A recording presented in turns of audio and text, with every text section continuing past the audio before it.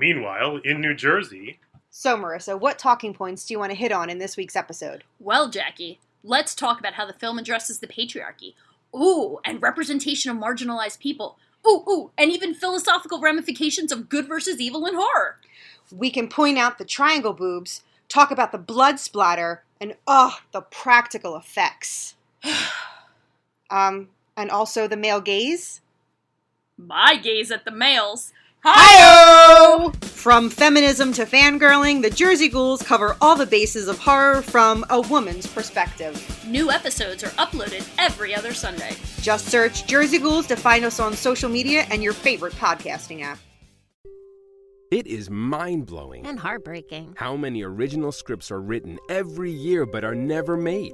So we seek out these scripts and bring them to life with full audio production and professional actors. Check us out at Undiscovered Scripts. Movies made of paper. Wherever you get your podcasts. Free!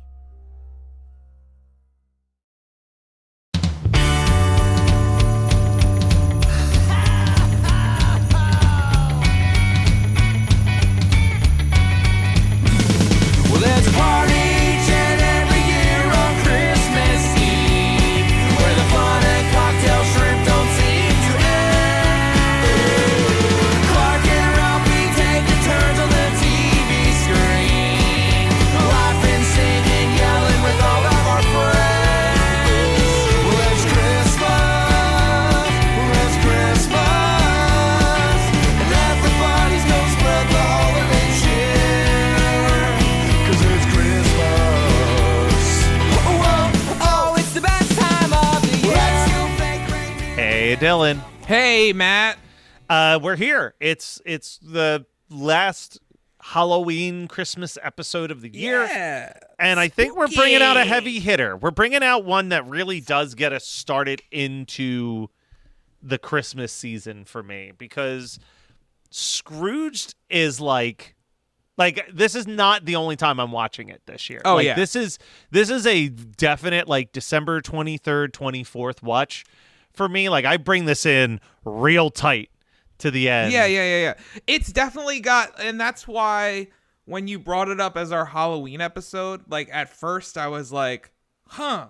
And then I was like, yeah, that has a lot of horror elements, and it's known for having those horror elements. So it is good that we're watching it right now. But I associate it so much more with being closer to Christmas Day that it doesn't even cross my mind to watch it in October. Yeah, I think But what happens with this particular movie is like one of these days we could, if we tried to do a ranking of adaptations of Charles Dickens' The Christmas Carol, we would get into a screaming match over it. But this is, I think, the one that leans the most into the ghost element of it.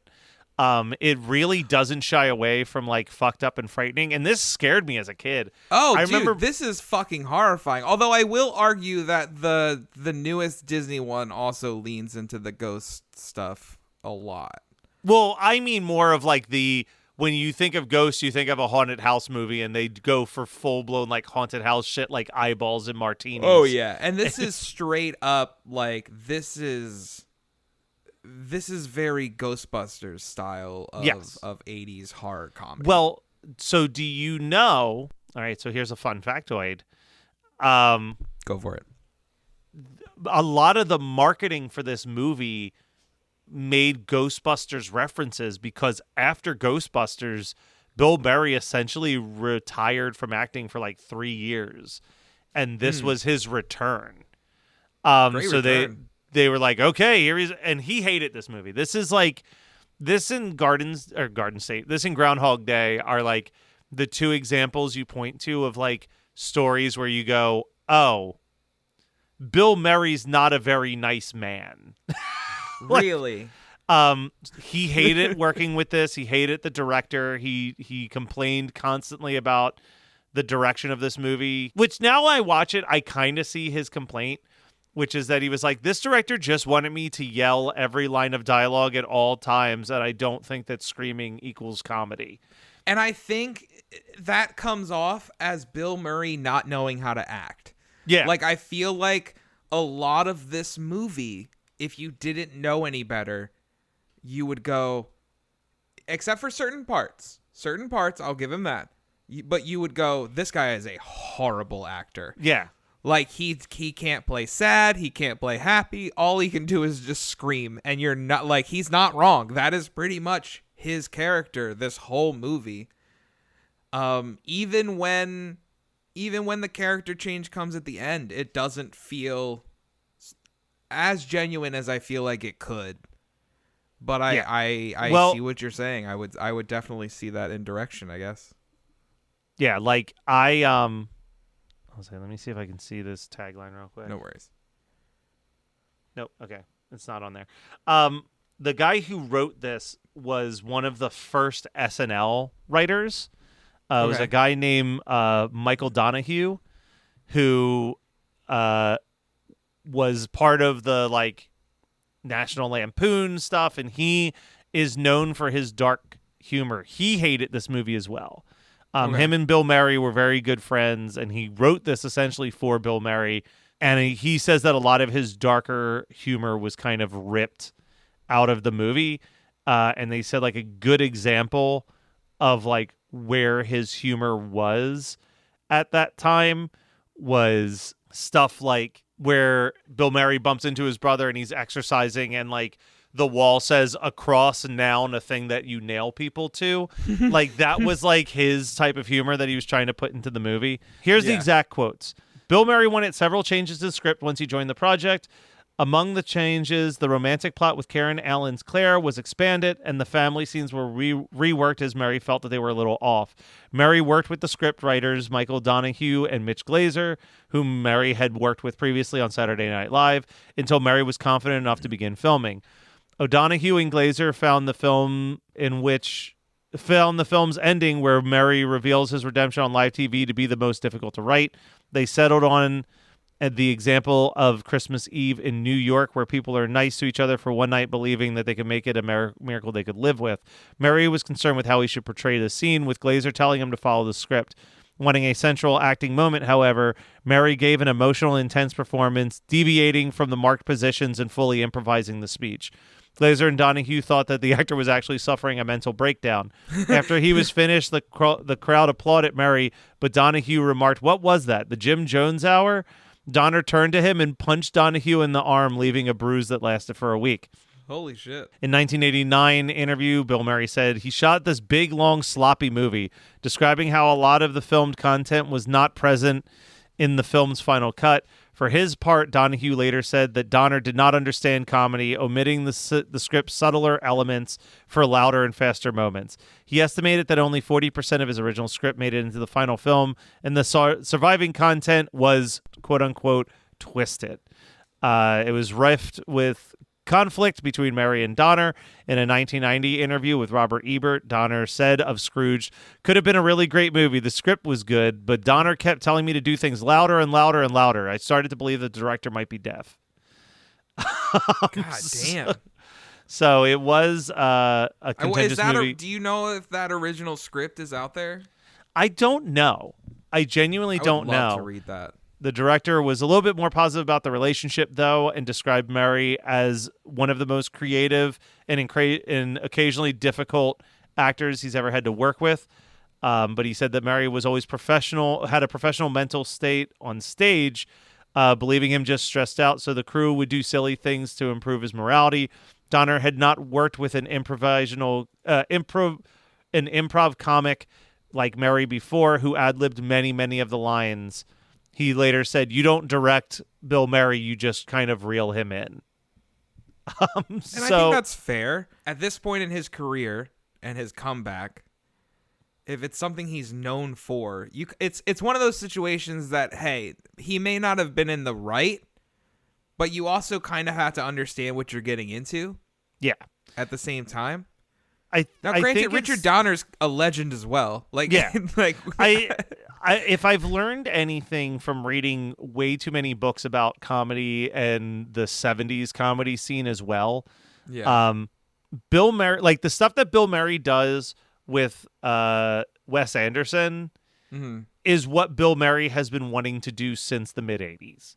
Yeah. Like anytime that he was given an opportunity to like pick his own project, essentially, he would pick something that was a more subdued, like you have to watch it 3 or 4 times to even find where the comedy is in the movie type projects. And then those would bomb. And then he'd have to do something like Scrooged or Ghostbusters 2 to like build up his stuff again to do the next film that would bomb, but was like what he was passionate for. Which is so funny because, and I know I'm going to piss somebody off with my next statement, because I do like some of those movies. But I prefer goofy Bill Murray much more than I prefer pretentious Bill Murray. And I think that might have been where his like Netflix, remember when he did the Netflix Christmas special? Yes, I never watched it actually. But well, everybody was just kind of like, okay, that was weird. And I think people had expected Scrooged or that version of Bill Murray. But I feel like we have not seen a goofy Bill Murray in like decades. Like maybe you got it a little bit with Vice Principals, but even then his character itself very subdued in the beginning of that series. Yeah. But this is kind of what he's became known for. Now I will say because I have to reel this back because I just remembered that we did get 2 newer Ghostbuster movies where Bill Murray is in both he's of in them, but he's definitely not as bombastic as Peter Venkman was. Like that's part of why I don't like those movies is almost because I'm like, I know that Bill Murray doesn't want to be there. Well, I still haven't watched Frozen Empire. I will before the end of this year. But part of me that didn't want to watch it was I was just like, why are the Ghostbusters still there? Like, I felt like Afterlife did such a good job of setting up, like, here's the new Ghostbusters. Mm-hmm. These guys showed up at the end to kind of, like, tie up some loose ends or whatever. But, like, the idea that they're still there, I'm just like, why are we still doing this, though? Like, they're very old, and it's awkward to look at. If I'm getting attacked by a ghost that's scaring the shit out of me, I'm not calling 4 70-year-old men. No, exactly. Like that's where 3 70-year-old men to come protect me. No, it doesn't make any sense. I think you could see that on Bill Murray's face, and newer Bill Murray just makes me sad because he just looks so upset. He looks like it's the Harrison Ford effect. It's the Harrison Ford effect. I was also going to say Bill Murray kind of just looks like an old hunting dog that can like barely get a bark out anymore. Like you picture the dog like on the front, like a wooden front deck. Yep. Just like laying there, like not really barking, but just making like a. And he's like probably not as sad as I'm thinking he is. Well, do you know how Bill Murray gets like? Bill Murray doesn't audition for movies anymore, which he doesn't need to. But outside of obviously like his friends, like a Dan Aykroyd being like, "Hey, I wrote a new Ghostbusters movie. You should do it." Yeah. There's a hotline. There's a phone number that you call, and you just pitch him the movie, and a number to call back. And if he's intrigued by the idea, he'll call you back and be like, "All right, let's talk." Like. And that's how he he doesn't have an agent or a manager really anymore. That's just like how he does it now. Listen, and I only know that because past guest Tommy Avalone did the Bill Murray Stories documentary, and there's a scene in the movie where he just keeps calling the hotline throughout the production of the documentary, being like, "Hey, I'm doing a documentary about your life. It'd be great to interview you if you'd be interested." And he never got a call back. But oh, that's unfortunate. Here, let's talk about some. He is in Ant-Man and the Wasp, the newest one. He is, which that I feel like had to have been someone working on that movie reached out and was like, "Hey, Bill, I think you'd be great for this." I wonder how he feels about. Has he ever spoken on Space Jam? Did he like Space Jam? That strikes me as something he would hate doing. I don't know. I think he had fun because when you watch Space Jam, you can tell that he has no reins. Like they're just do whatever you want. And I feel like that's when he's at his happiest is when he can just improv and be weird. Meanwhile, in New Jersey, So, Marissa, what talking points do you want to hit on in this week's episode? Well, Jackie, let's talk about how the film addresses the patriarchy. Ooh, and representation of marginalized people. Ooh, and even philosophical ramifications of good versus evil in horror. We can point out the triangle boobs, talk about the blood splatter, and the practical effects. And also the male gaze. My gaze at the males.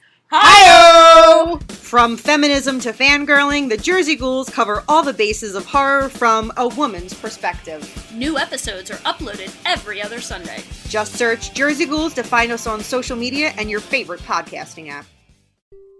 It is mind-blowing And heartbreaking. how many original scripts are written every year but are never made. So we seek out these scripts and bring them to life with full audio production and professional actors. Check us out at Undiscovered Scripts, Movies made of paper. wherever you get your podcasts. Free!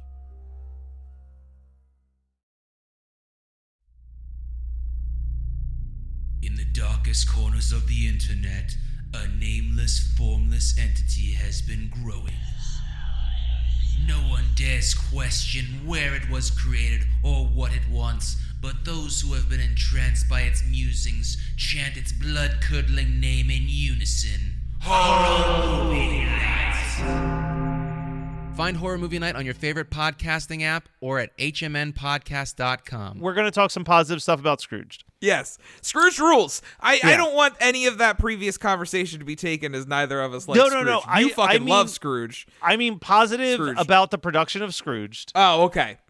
So, filming for the movie began in December of 1987, Okay. and Christmas was approaching, and director Richard Donner asked if the production could have Christmas Day off, and Paramount Picture executives refused, insisting that the filming must continue. However, Donner outwitted them, and at the end of the day, on December 24th, he fired the entire cast and crew. 2 days later, on December 26th, he rehired the entire cast and crew, allowing them all to have the day off for Christmas. That's cool. How can you have bad things to say about this guy? I love that. I think that's such a awesome. great thing. It's just like, oh man, no one can have off on Christmas. What if there's no one working on the movie? Like he just like How do fired you- everybody. CEOs and executives in general confuse me so much. Because how are you making this movie? Like, you are investing in this movie. Which that literally a big ends- point of the plot is how awful it is that he's making everybody work on Christmas Eve. Yeah, and you are expecting people to work on Christmas Day. Oh, Jesus. All right, let's talk about Scrooged. I don't think we need to go through everything with the plot. It's a big, let's heavy just- hitter. No, But- let's just. I'm going to go with the assumption that everybody listening to this podcast has seen Scrooged, or if they haven't seen Scrooged, they're familiar with the Christmas Carol. Yes. So we can kind of just talk about like what works for us. I know for me, when I was a kid, I was watching this. My dad was watching it, and I was like in the room, and I was like mildly uncomfortable by scenes and moments because it's creepy. But man, when this was the first time I think I really started to associate the ghost of Christmas Future with something terrifying. Dude, the body, the screaming body heads like Yeah. in his chest. That is like some basket case shit. Like Yeah. that is oof. That Just shit is dangling fucking from the rib horrifying. cage, screaming Yeah. out like it's horrific. The like TV monitor screen that just keeps manipulating Bill Murray's face through static. Like, and then just the way that they present the future, like Bill Murray being burned alive in it's truly horrific. Although, and I think as I texted you, I want to be cremated in that fucking dungeon. No, it's That great. was a It's great. Big ass Well, room. That was really cool. there is some real like, if someone had told you this was a Tim Burton movie, it'd be easy to believe because it has so much of that like So much. Like, I mean, it's- Danny Elfman did the music. Danny Elfman did the music. I think this is an underrated Danny Elfman score. Agreed. That like that opening like la la la la la la la la la la Yep. la la, like I'm like, oh, this is good. I think that the start of this movie is one of my favorite openings to a movie. It's so Yeah. bombastic and insane. The night Yes. the reindeer died. It's like this crazy action movie.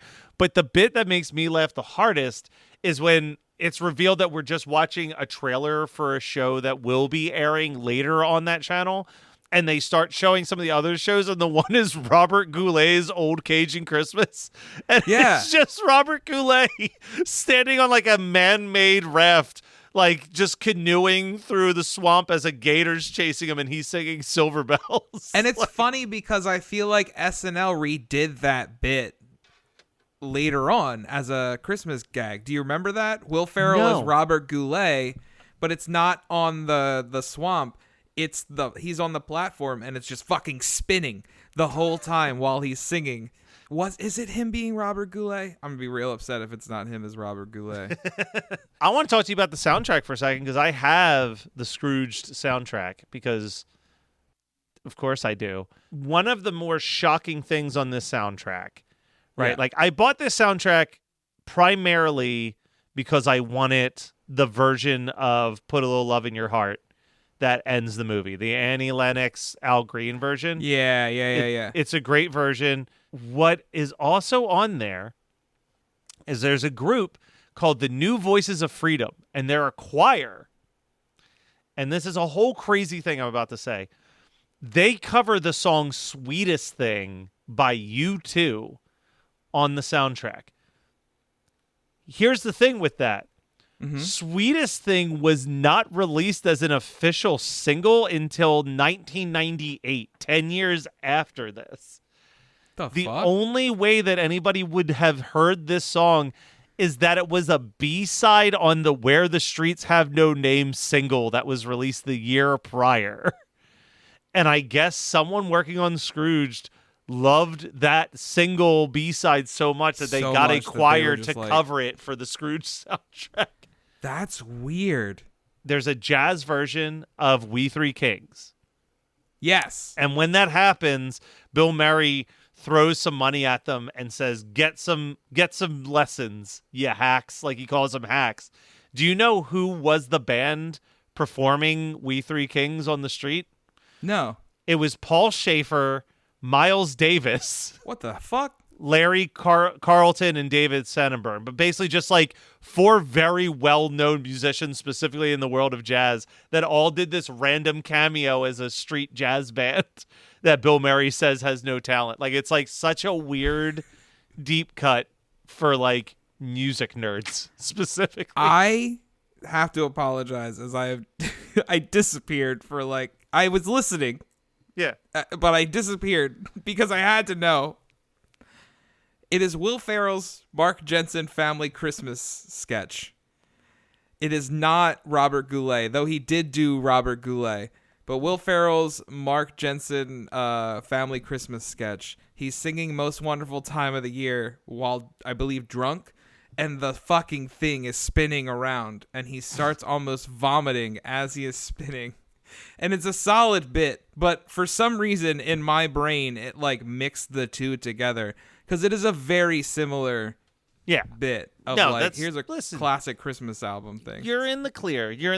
What are some of your favorite? You told me I passively watched this week because I know this movie like the back of my hand, but you told me that you had to more actively watch it because it's such a passive watch for you during Christmas and time. it always was, honestly. This is not a movie that stood out to me as a kid.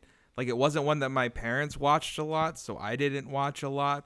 In my brain, I associated Scrooged as a kid as, oh, it's Bill Murray being Scrooge in an office building. Yeah, that was it. It's so much more than that. Yeah. All I fucking associated this with until probably like fresh out of high school when I finally just sat down and was like, all right, this is on. I've never sat down and watched it. Let me watch it. And there were certain things that stood out to me for my first watch. And the main thing that stood out to me was Bobcat Goldthwait. Not only him getting kicked out in the beginning, but the fact that we are treating a man showing up to an office building with a shotgun as a funny bit when this was filmed. But now I feel like it is just an entirely different context. Yeah, I think here's how I justify it now, even watching it. No, I'm not complaining about it. No, It's no, just no, wild but when watching it. But I think the difference is now when we see any of that happen, our association is that this person is here to take down as many people as possible. Yeah. And it's so very clear that he only has one target in mind. Yes. And he's coming for Bill Murray, and that's where you kind of get this like works better than it should element of like this game of cat and mouse where like he's desperately trying to kill Bill Murray and Bill Murray's desperately trying to like make it up to him and prove to him that he's a good guy. And like how they win each other over in that is like weirdly charming to like witness happen throughout the movie. Yeah. But I agree. It's definitely one of those moments where it's like, if I found out that like they weren't going to start playing Scrooged anymore on TV because the last act is too upsetting to people, I'd be bummed, but I'd be like, I get it. Like, like I don't think there's a movie that would end this way made today. Like a situation like that. And I love that bit because it is so Looney Toony. He literally calls him a wascally wabbit at one point. The double barrel shotgun that is exploding every time it is fired. It is absolutely insane. It is so much fun. Another bit towards the end is, and it takes me back to when we talked about I'll Be Home for Christmas. A mistletoe is not an excuse for you to make out with someone who is not the person you're trying to be with. It's such a weird fucking move when he kisses that random girl under the mistletoe and then goes and doesn't just kiss her. Like they lock lips and there's some tongue in there as well. Yeah. And then 5 minutes later, he's like, Claire, you're the only woman I've ever loved. It's weird to me. It's just strange to me. And it goes back to I'll Be Home for Christmas when they're kissing hardcore on the camera. Mistletoe is not an excuse. I do love how he handles it though, where he's like explaining it to the camera. He's like, I'm sorry, ladies and gentlemen, it's just a rule. Like, I have to do it. Like, I would be upset. Oh, I would think be all of us so would. upset if you're like, oh yeah, you want me to come spend Christmas with you? Well, what about your blonde back there? Why don't you go talk to her? What about Missy over there? Did you make sure she's okay? Because you cleaned out the back of her mouth with your tongue earlier. Yeah. So I just needed to motherfucker. be sure. I do love the bit when Alfred Woodard's son says, God blesses everyone. Oh, my God. Well, that's the other thing that I like about this movie, right? Like, Bobcat is clearly playing a Bob Cratchit type character, but, like, also his secretary is playing a Bob Cratchit type character, and his secretary's son is your Tiny Tim, and, like, it, like, kind of does this interesting thing where this is not a loyal adaptation of the story, not even in, like Spirited, I would say, like, kind of feels more loyal of an adaptation. Whereas this is just like, let's take the blueprint that has been here forever and let's just fucking morph it and like rework it into something super different.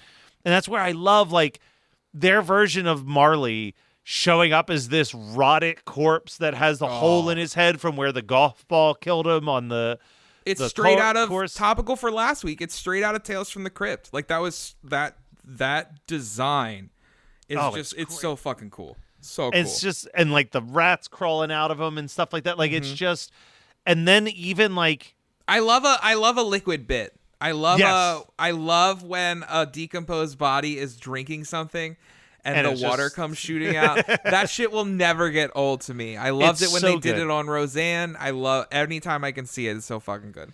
And then but then after that you get like Buster Poindexter showing up as your Ghost of Christmas Past. I think personally my favorite of the ghosts. I love the scenes with the past. The past has so many points where I'm laughing, but I'm also crying. And I love the scene where Bill Murray is talking about all these memories and he's calling out what TV show episodes he's stealing his memories from to like prove that he's never lived a life. And he's like, he goes, "You're pathetic. That is the homecoming episode of Little House on the Prairie."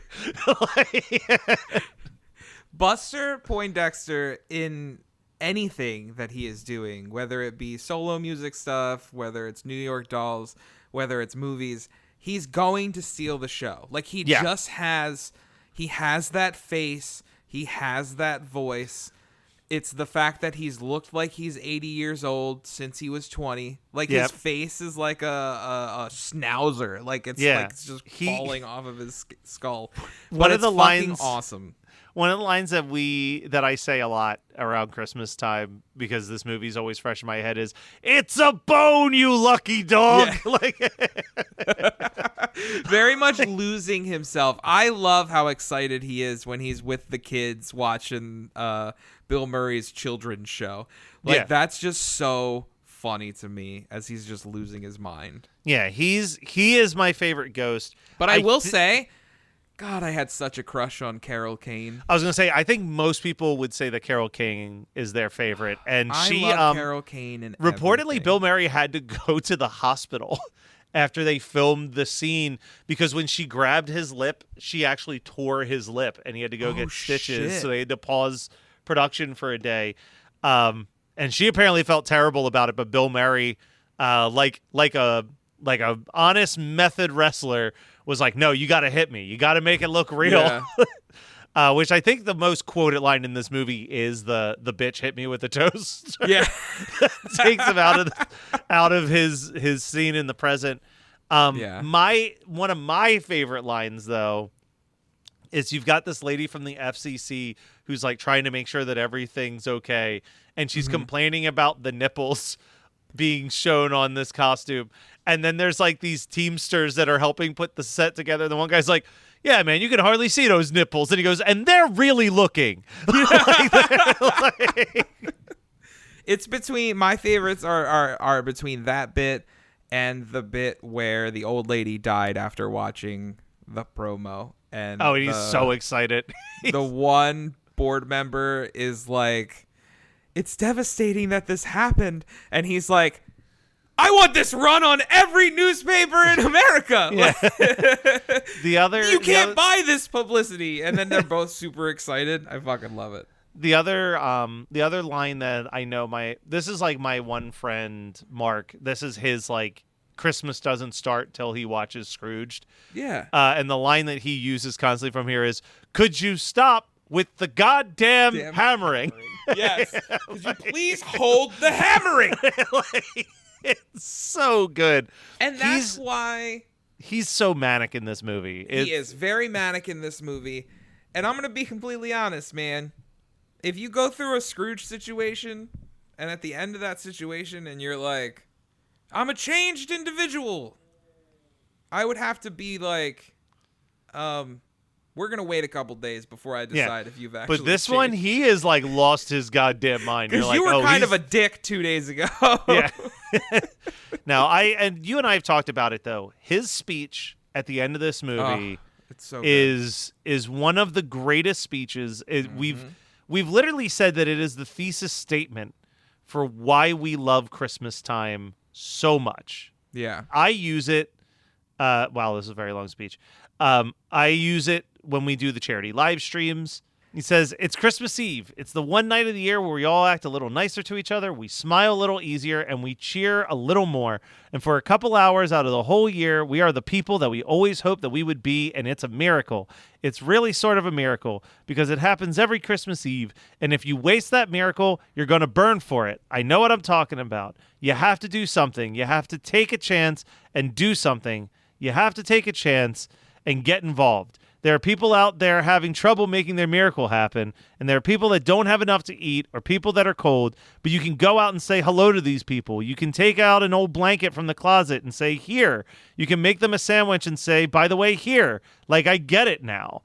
And it's like that, I feel like sums up what we talk about with this show is like, as much as it's like, hey, we like watching these old Christmas specials or movies or listening to these like albums that time has forgotten.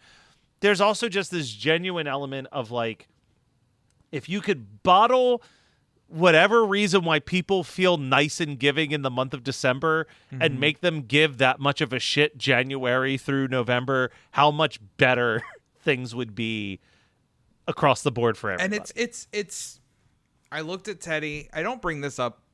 I do bring it up every so often. But I looked at Teddy and I just said, this speech is why I teach. Yeah. Like, this is why I go in every day, is try to instill this feeling 180 days of the year to try to share that kindness. And some days are easier than others, for sure. But that's why I teach, and that's why we do this show as well. This is not just for us. I mean, you and I could sit here and like chat Christmas all the time. Like, I'm hoping that someone out there I would love the listens to world us where we and get to has talk that and it's same not to feeling be that we recorded do. for other people to listen That to. you don't have to wait till December 25th or December 24th or even the month of December to just be a little nicer, be a little kinder, and do things for your fellow human beings. And I want to put that out there definitely as Halloween is starting to wrap up. And yes, it is Christmas time, but we are also in the midst of election season. And I just want everybody out there to just, be a little kinder and be a little nicer to one another, because that's all we can do. But dude, we are we are officially in the Christmas season, man. It's happening, baby! Woo! Christmas time. All the people that It's celebrate Christmas right time. are going to be listening to Christmas music within the next couple of days, and we are ready to rock and get into the nitty-gritty of November and December, baby. It's finally here, Dylan. We waited all year. Yes! It's Christmas time again. Oh, now we won't stop till the big ball drops on New Year's. Happy Holly, have a great Holly, have a merry happy holiday.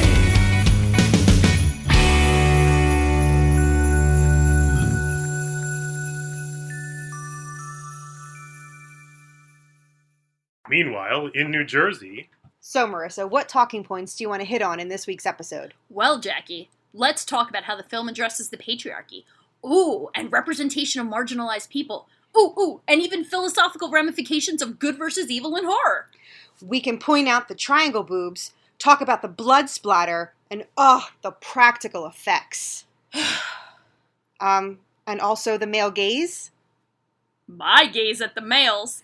Hi-yo! From feminism to fangirling, the Jersey Ghouls cover all the bases of horror from a woman's perspective. New episodes are uploaded every other Sunday. Just search Jersey Ghouls to find us on social media and your favorite podcasting app.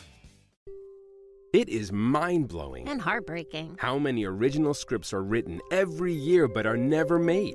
So we seek out these scripts and bring them to life with full audio production and professional actors. Check us out at Undiscovered Scripts, Movies made of paper. wherever you get your podcasts. Free!